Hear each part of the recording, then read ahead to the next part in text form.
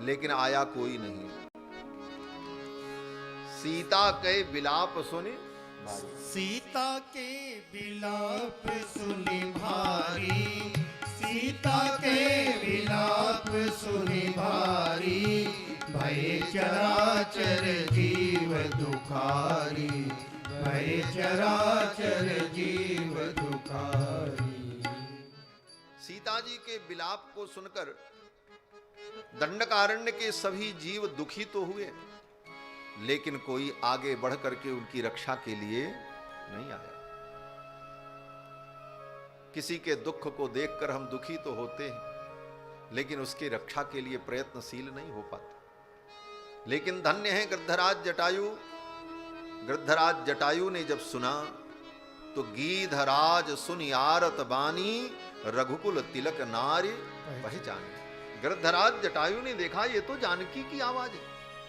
गृद्धराज जटायु ने सिर उठा करके देखा तो रावण जानकी जी को लेकर के जा रहा था। गीधराज सुने आरती बानी, गीधराज सुने आरती बानी, रघुकुल तिलक नारी पहचानी, रघुकुल तिलक नारी पहचानी।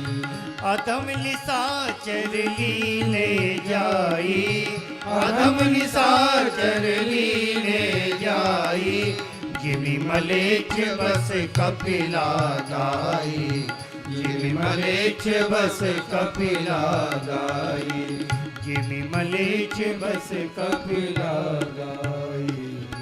गिरिधराज जटायु ने देखा और गिद्धराज जटायु अपने पंख को फैला करके दौड़ पड़े। गृद्धराज जटायु ने कहा, सीते पुत्र करसी जनित्रासा, बेटी डरना मत, मैं आ रहा।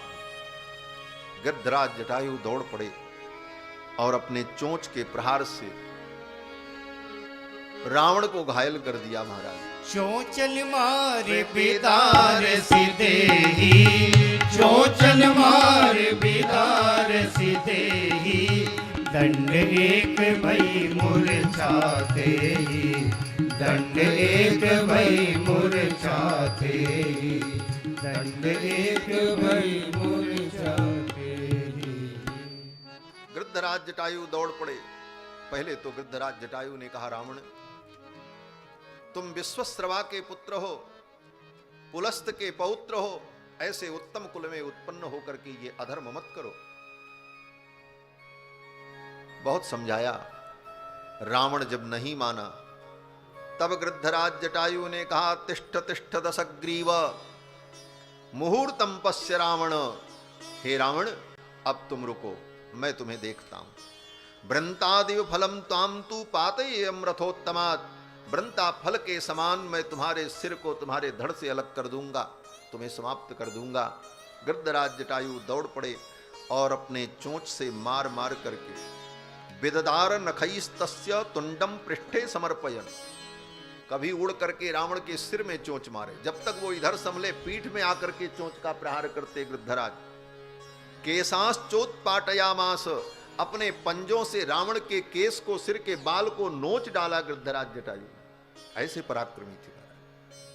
केशांश्चोत्पाटयामास नख पक्ष मुखायुध, और इनका आयुध क्या है? नख पक्ष और चोंच। चोंच से, नख से, पंख से,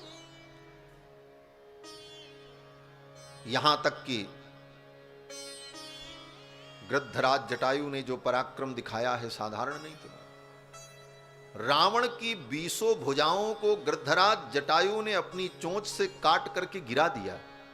वाल्मीकि जी वर्णन करते हैं कि वाम बाहून 10 तदा व्यापहर दरिंदमः, सच्छिन्न बाहो सद्यो वै बाहवः सहसा भवन।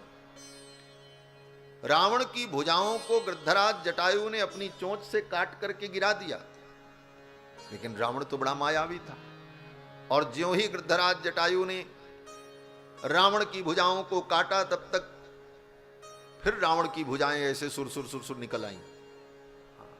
कैसे निकल आईं? वाल्मीकि जी की उपमा बड़ी विलक्षण है। बल्मीकादिव पन्नगः, जैसे बिल के अंदर से सांप निकलता है, ऐसे वो कटने के बाद एक एक हाथ फिर प्रकट हो गए महाराज राम। बल्मीकादिवपन्नगः ततः क्रोधात् दशग्रीवः सीतामुत्सृज्य वीर्यवान्। रावण ने देखा पहले इससे निपटना पड़ेगा, सीता को छोड़ दिया रावण। रावण भी डर गया कि ये तो बड़ा पराक्रमी है, पहले इसको मारें तब फिर कोई काम आगे होगा। ततः क्रोधात् दशग्रीवः सीतामुत्सृज्य वीर्यवान् मुष्टिभ्याम चरणाभ्याम च गृद्धराजमपोथयत्।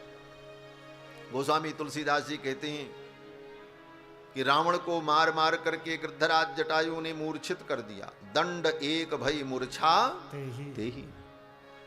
एक महात्मा कहते थे, बड़ा सुंदर भाव है उनका, कि जब रावण को गृद्धराज जटायु ने मूर्छित कर दिया और एक दंड तक रावण मूर्छित पड़ा था, सीता जी को लेकर गृद्धराज जटायु ने सुरक्षित भूमि पर बैठा दिया और गृद्धराज जटायु भी बैठ करके ऐसे ऐसे रावण को देखने लगे। क्या देखने लगे? बड़े गृद्धराज जटायु प्रतीक्षा कर रहे थे इसको होश आवे तब युद्ध शुरू किया जाए, तो बेहोश पड़ा था। एक व्यक्ति ने कहा गृद्धराज जटायु से भूल हो गई। बोले क्या भूल हो गई? बोले जब वो बेहोश पड़ा था तो जाकर के उसकी आंख को फोड़ देना चाहिए था, बाद में वो खड़ा भी होता तो कुछ न कर पाता, उसको दिखता ही नहीं, अपनी चोंचों से मार करके उसकी 20 आंखों को फोड़ देते। लेकिन गृद्धराज जटायु प्रतीक्षा करते रहे। ये धर्म नहीं है। युद्ध में भी जो धर्म को देखता है यही धर्मात्मा का लक्षण। गृद्धराज जटायु देखते हैं ये तो मूर्छित पड़ा है, इस समय इसके ऊपर प्रहार करना ये धर्म नहीं, और प्रतीक्षा करते रहे कि इसके अंदर चेतना आवे तब मैं इससे युद्ध करूं। और फिर रावण को जब चेतना आई तो रावण ने अपना चंद्रहास खड्ग निकाला। पहले तो बड़ा विलक्षण युद्ध हुआ। मुष्टिभ्याम चरणाभ्याम च गृद्धराजमपोथवत्। हाथ से, मुष्टिका से, पैर से गृद्धराज जटायु को मारने का प्रयास किया रावण ने, लेकिन इसके बाद भी गृद्धराज जटायु कमजोर नहीं पड़े। तब रावण ने अपना चंद्रहास खड्ग निकाला और गृद्धराज जटायु के दोनों पंख, दोनों पांव और पुच्छ, इतने अंगों को रावण ने अपने चंद्रहास खड्ग से काट दिया।